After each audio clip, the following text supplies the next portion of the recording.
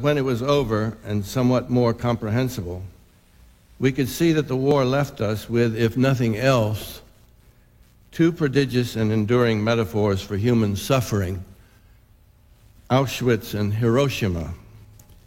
History has carved no sterner monuments to its own propensity for unfathomable evil. After VJ Day, there was a space of a year or so when it was truly possible to conceive of a world without war. Progenitors of the baby boom, most veterans were diligently amorous. It may be that the gloom descended soon after Churchill's Iron Curtain speech. For me, the sense of the future closing down permanently came only 6 years later, when as a Marine Reserve, I was called up for duty in the Korean War. Back in infantry training, I had the nightmarish perception of war as a savage continuum, not a wholesome, if often lethal adventure men embarked upon, as in World War II, to strike down the forces of evil, but a perpetual way of life in which small areas of peacetime provided intermittent relief. In Asia, there was an explosion waiting to happen. America stood ready to light the fuse the French had laid down, and in the next decade, the sequel of Vietnam came as no surprise. In that same decade of the 1960s, I became engrossed in the issue of racial conflict in America, especially as it was reflected in the history of slavery. And I found myself pondering the extent to which race and racial domination played a part in the recent wars. The stunning late 19th century insight of W.E.B. Du Bois that the chief problem of the coming century would be that of color had swiftly become a self-fulfilling prophecy. Du Bois was speaking of his own African-American people, but his prophecy would embrace the globe. If in the First World War nationalistic ambitions largely fueled the conflict, World War II was the incubator of a poisonous and worldwide racism. A poster I recall from the Pacific War was of a buck-toothed and bespectacled rat with repulsively coiled tail and a Japanese army cap, and the legend beneath it said, "Know your enemy." All Americans fighting in the Pacific were racists. Marines were indoctrinated to regard Japanese soldiers as dangerously rabid animals.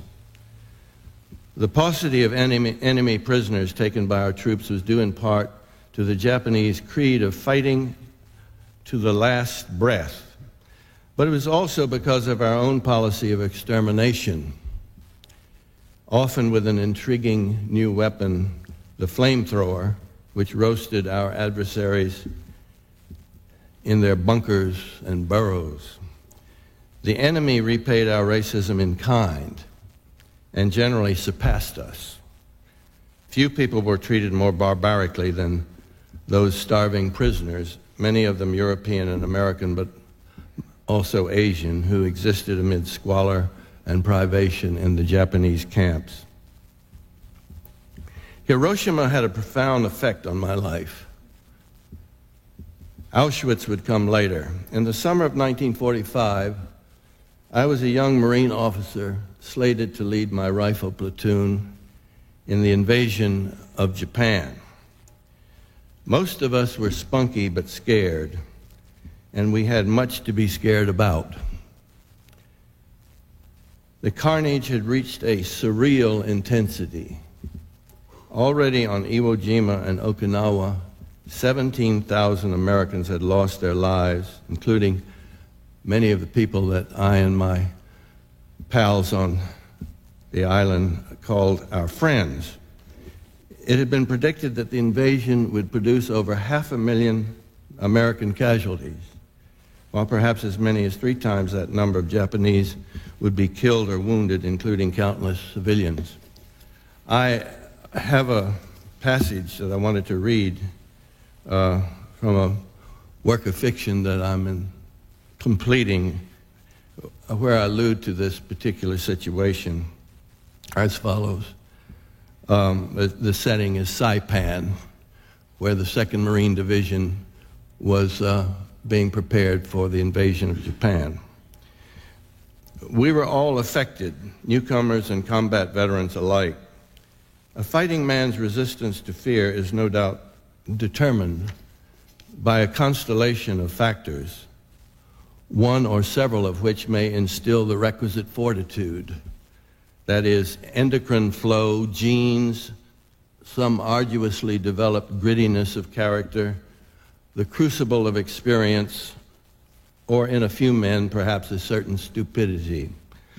Absence of imagination provides a nearly perfect insulation against fear, although, thank God, not many minds harbor such an absolute vacuum. Those among us who suffered fear the most were the ones who had already been in battle. When I arrived on Saipan, most of the kids in my platoon were as raw and as inexperienced as I was, but I had been assigned a few of the old guys too. I felt miserably inadequate to leading these Marines into what I pictorially conceived, dripping fangs and all, as the jaws of death. One of my BAR men, an undersized farm boy from North Dakota, had seen strewn on the Tarawa beachhead a string of guts 12 feet long belonging to his best buddy. Here in last year's Battle of Saipan, the one-time trapeze artist from the Ringling Brothers and Barnum and Bailey Circus, who became my platoon sergeant, had survived alone and with only a cut lip and a lingering deafness, the explosion from a mortar shell that literally vaporized the 2 other occupants of his foxhole. Both the farmer and the acrobat had been in the Pacific for nearly 3 years, not once given stateside rest. They were wasting away from homesickness, and though their tough outward show of stoicism moved me, the despairing fear in the dark wells of their eyes was a giveaway and inextinguishable. Neither of them believed they had the faintest hope of living through the invasion of the mainland of Japan, but, however uncommonly suffocating the fear felt by the old campaigners, it was an agony to which very few were really immune. All of us felt it. Herman Melville wrote, "All wars are boyish." I love that phrase. All wars are boyish and are fought by boys. I cannot say from this distance in time what is more firmly lodged in my memory, the desperate fatalism and sadness that pervaded beneath our nervous bravado the days and nights of us young boys, or the joy we felt when we heard of the bomb of Hiroshima and of the thrilling turnaround of our destinies. It was a war we all believed in, and I'd wanted to test my manhood. Part of me mourned that I never got near the combat zone. But Hiroshima removed from my shoulders an almost tactile burden of insecurity and dread. Later, I often used the word ecstasy to describe my reaction. I used it again only a few years ago in, of all places, Tokyo, where a TV interviewer asked me to express my views about Hiroshima and related matters. My friend Kurt Vonnegut was with me at that time, and he remembers with horror and fright the fact that I told the interviewer in certain terms that I thought the bomb was a good thing. Afterwards, I had the feeling I'd misspoken badly. But later at a party, a Japanese man of my vintage approached me. It turned out he spoke extremely good fluent English, told me that he had studied, amazing combination, at the University of California at Berkeley, both Western philosophy and electronics, and was in charge of a large unit of Mitsubishi. Anyway, he approached me, murmuring a little surreptitiously that he'd seen me on television and wanted to tell me something he'd never told anyone before, including his wife. He said he'd also been a young infantry officer, the leader of a heavy mortar unit training in Kyushu to repel our invasion. When the word came of the bomb and the end of the war, we might have blown each other up, he added, and when I asked him how he'd taken the news, he gave one of those polite Japanese smiles and said, "I felt ecstasy, like you did." And this brings me to an issue which has incited more controversy than perhaps any other in the writing of the history of World War II, and that is the justification itself for dropping the atomic bomb. As I've pointed out already, I belong to that small body of veterans who were headed for the invasion. We're getting smaller as a group each year through obvious reasons of attrition, and many of us remain extremely sensitive to the moral implications of the bomb. We were never a large group in terms of the general population. There were originally probably 250,000 of us, Marines, Army, and Navy, and Coast Guard, and probably considerably less than 100,000 are left in the United States, which is not much in a nation of 250 million. Despite what I've said about the lifelong gratitude most of us felt for the bomb and its makers, there are a few of us, I suspect, who wouldn't be troubled if it were ever shown conclusively that Hiroshima and Nagasaki could have been avoided. Even the most callous ex-serviceman might be shaken by proof that his own salvation was bought by the needless sacrifice of 200,000 innocent human beings. Therefore, there were more than a few of us who were disturbed by the revisionist view espoused by numerous historians on the 50th anniversary of the bomb 2 years ago, who took the occasion of the Enola Gay exhibit at the Smithsonian Institution to make what was tantamount to a dreadful accusation, namely that President Truman behaved in an irresponsible, even criminal fashion in ordering the bomb dropped, when he must have been aware that the weapon was really not necessary for ending the war. The Enola Gay, of course, was the B-29 aircraft that dropped the bomb on Hiroshima. The Enola Gay exhibit, and some of you probably followed this in the news, became the focal point of the controversy. And this dispute became nasty when such groups as the American Legion and the Air Force Association protested the underlying assumptions of the display. They claimed that it was anti-American, that it muddied the patriotic waters with ambiguities and bothersome questions about the bomb's ultimate worth, as if its use were not absolutely just. Quite simply, the critics of the exhibit wanted a celebration.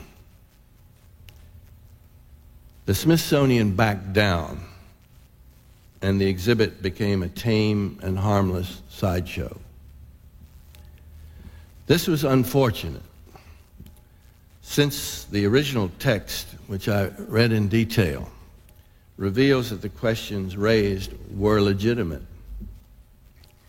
It's still worth pondering, as the Dutch-born historian Ian Buruma, who is possibly the best critic I've ever read of the whole issue of the bomb and its meaning. He wrote, whether the bomb was an act of racism, this was important to ponder.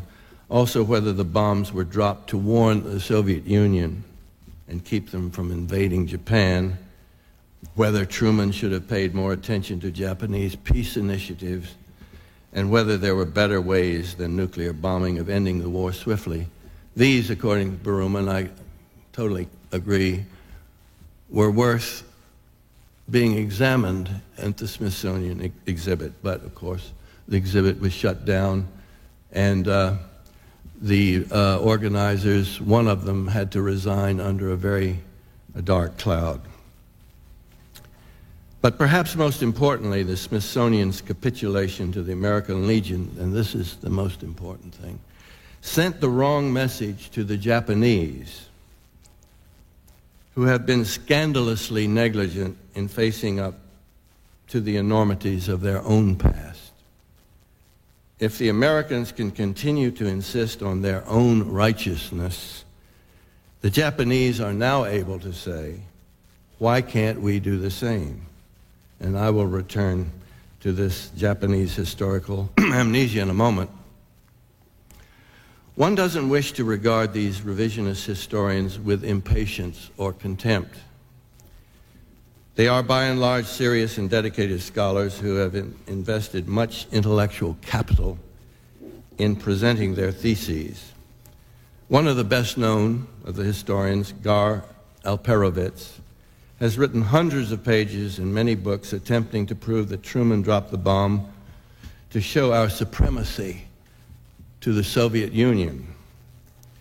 Other critics, notably the psychiatrist Robert J. Lifton, are convinced that the Japanese would have surrendered anyway, and that therefore Truman, knowing of this, must have possessed the capacity for irrational behavior bordering on madness. In other words, Truman's decision was an act of megalomania.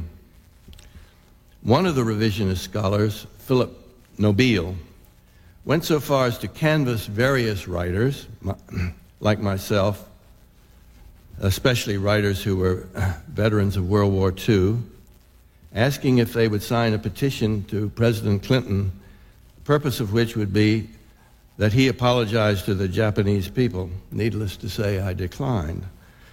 But in a book he edited called Judgment at the Smithsonian, to which I contributed my dissent, he made clear that his own anti-bomb, anti-Truman viewpoint was based largely, like many others, on moral outrage, an outrage which in turn derived from some religious wellspring. In his case, Nobile is an active Catholic layman and often uses words like atonement, repentance, and original sin.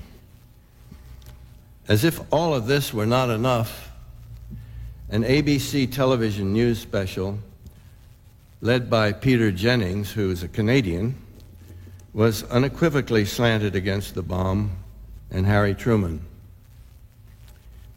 Of course, it's entirely understandable that a phenomenon as unique and as monstrous as the atomic bomb and the indescribable suffering it caused should arouse such soul-searching. And it's doubtless healthy, too.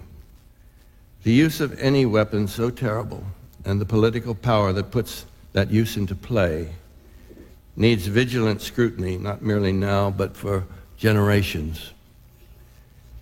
Therefore, revisionism, puzzling and exasperating as it often has been, is a welcome activity, especially in an America too often blind to its own global propensity for force majeure. One must honor doubts, whether their roots are psychological, political, or religious. Never let it be forgotten that even as I speak, there are innumerable atomic weapons stashed away all over the world, and that the end of the Cold War did not relieve us from the necessity of constantly pondering their existence. Yet as I reflect on that event of 1945, I can't help being convinced that Truman had no alternative to his decision and that his choice was the right one, even though its absolute rightness can never really be proved. Its rightness can never be proved, among other factors, at least to universal satisfaction, because so much of the decision was bound up in the understandably bellicose psychology of that time.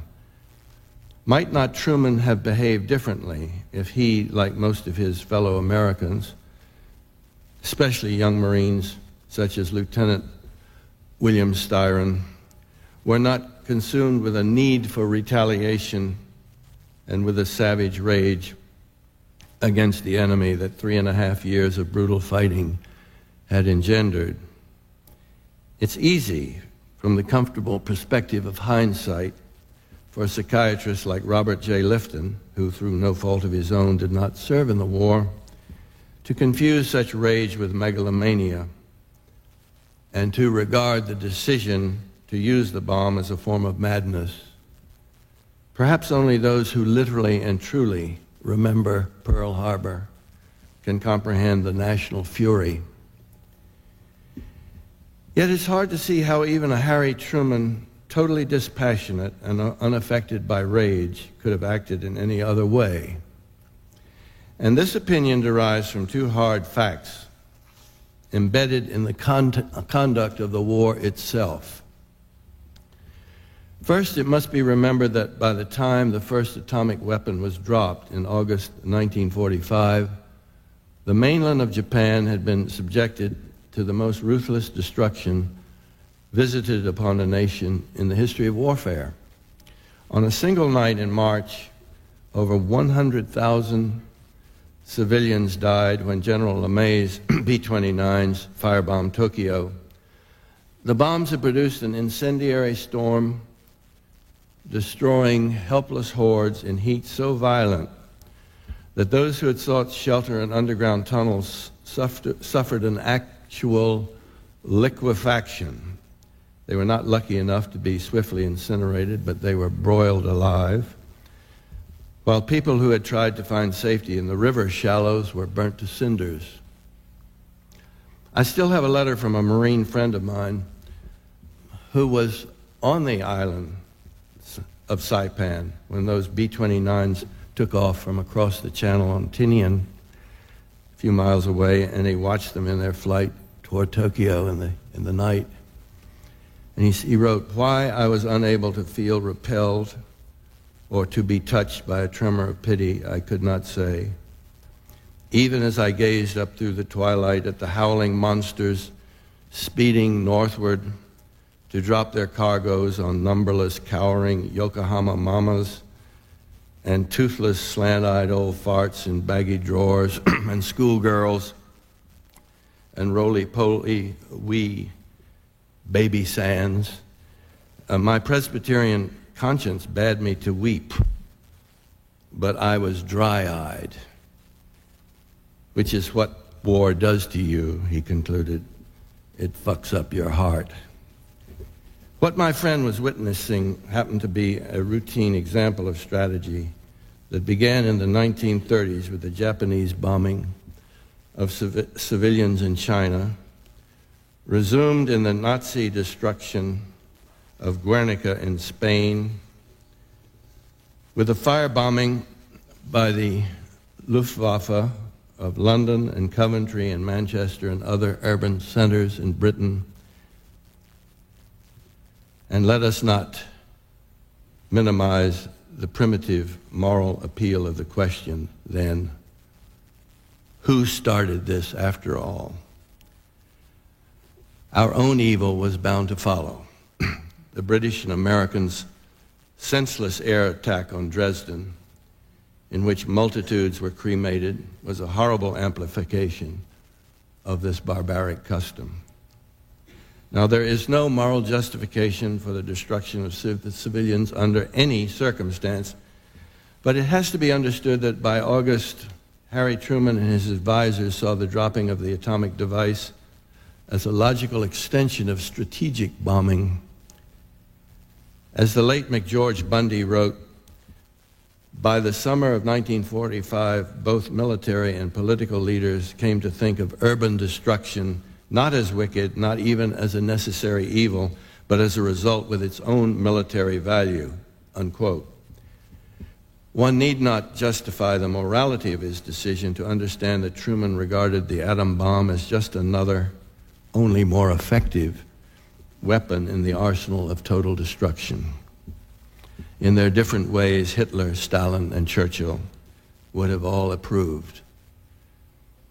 And it should be mentioned here, parenthetically, that very recent evidence all points to the incontrovertible fact that had the atomic bomb been developed in time, it would have been used on the Germans. In fact, it was developed to be used on the Germans, which removes a small element of our racial animus against the Japanese. But ultimately, the rightfulness of Truman's judgment rests on one crucial question, and that is whether or not the Japanese were ready to surrender. If, as virtually all the revisionists seem to assume, the enemy was prepared to accept Allied peace terms, then indeed the dropping of the bomb was not only unnecessary, but morally indefensible. But there's no indication that the Japanese were going to throw in the towel.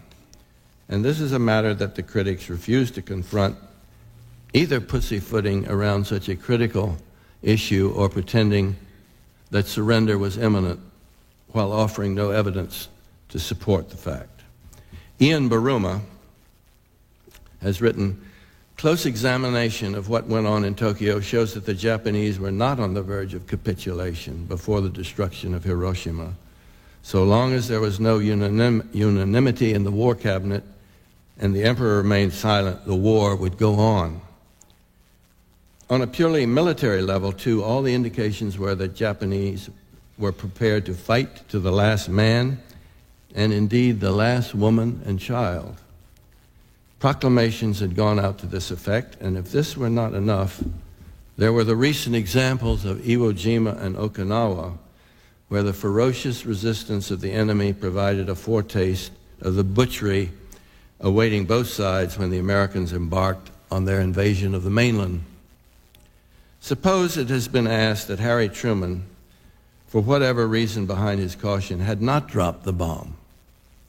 And suppose then that Americans and Japanese had engaged in the predicted battle, a savage struggle which, following the pattern of the bloody stalemate on Okinawa, would have taken months and consumed tens of thousands of mostly young lives.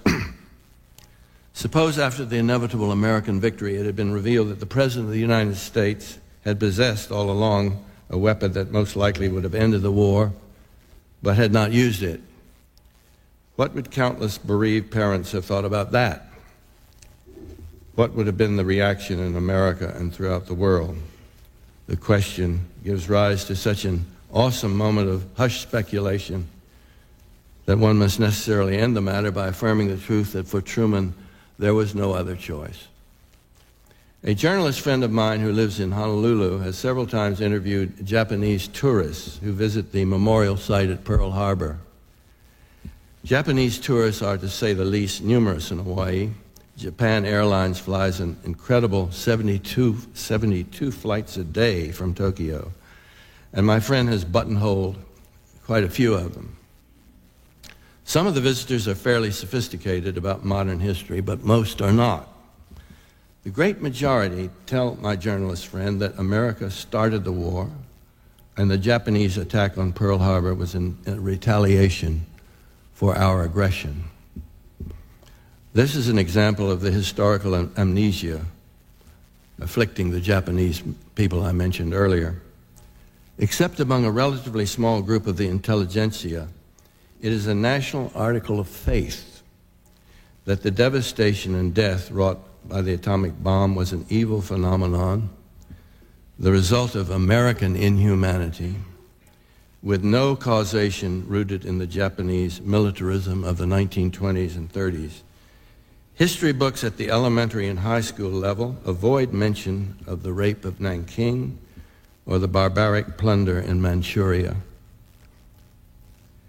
I alluded earlier to the Japanese oppression of prisoners. Nowhere in the history books that young people have access to in Japan is there reference to the enslavement during World War II of hundreds of thousands of Koreans, many of them women forced to serve in Japanese army brothels. The atrocities committed by imperial troops during the course of the war, from Bataan to the Philippines to the farthest reaches of Southeast Asia, exist in a vacuum, unrecorded. A recent work, published only a year or so ago, by an Australian-born scholar, Gavin Dawes, called The Prisoners of the Japanese, has meticulously documented the depredations of the Japanese army in Indonesia and Malaysia. He employs new and original research, and he's interviewed dozens of Australian, Dutch, British, American, and Asian survivors, and he provides a panorama of butchery and torture far scarier than could have been previously imagined.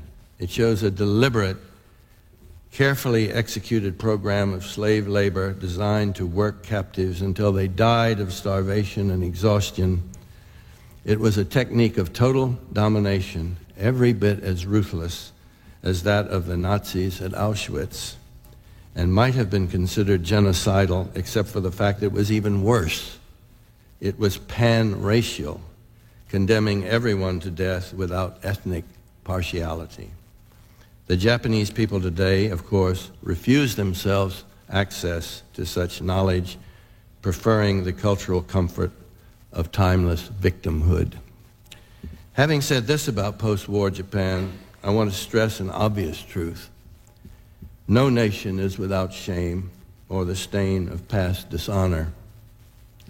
To the great credit of the Germans, the horrors of Nazi despotism have been anatomized and dissected until scarcely a personality or event of that era remains unexamined. And it's been especially emphasized recently by the interest focused by the Germans on the book by a young American scholar, Daniel Goldhagen, which reveals much, much more about the common Germans' complicity in the Nazi tyranny than anyone ever imagined before. We Americans have pored over the disgraceful episodes of our past with nearly morbid zeal. Slavery, the decimation of our Native Americans, our unconscionable racism in modern times, and the nightmare of Vietnam. All of these have received our impassioned, sometimes even masochistic scrutiny. But the Japanese have averted their eyes from history, and in doing so have jeopardized their future and perhaps our future too, because people who have no lessons to learn from their past are bound to be extremely dangerous. I want to close with a few final reflections on racism and on Auschwitz. When in the mid-1970s I decided to write about another racism, the Nazi racism of total domination, I realized that in dealing with the German mind of that period, I had to confront certain exquisite paradoxes. Anglo-Saxons, for example, however bitterly abhorred, did not belong among the despised Untermenschen, and in the war, especially in the military, were granted a certain provisional respect. A loony relativism at the heart of Hitler's racial policy is demonstrated by the treatment of various prisoners of war. The captured British and American soldiers and airmen, while hardly coddled, were usually confined in a prison where conditions were basically civilized, and in fact so comparatively congenial that the farcical image conveyed in Hogan's Heroes is not too far off the mark. The statistical difference between the treatment by the Japanese of their prisoners and that of the Germans there's a yawning a chasm between the numbers. The Japanese simply exterminated their prisoners. Whatever else their failings, the Germans did not embark on the same process of almost ethnic extermination. It was a reputed Nordic identification that prevented all but a small percentage of Allied prisoners from dying. Contrasting this is the appalling saga of the Soviet prisoners of war, who were, after the Jews, the numerically largest group of victims and whose partial annihilation, over 3 million, or nearly 60% of all Soviet POWs, is commentary enough on the Nazis' view of the humanity of the Russians and other Slavs. And this brings me to Auschwitz.